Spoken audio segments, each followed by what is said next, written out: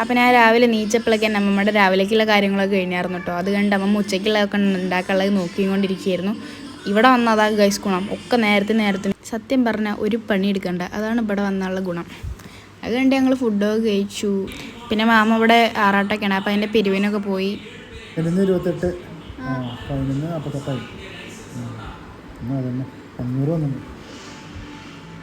മനസ്സിലായില്ലേ, ഒരു ഫൈൻ കിട്ടി വന്നിരിക്കുകയാണ്.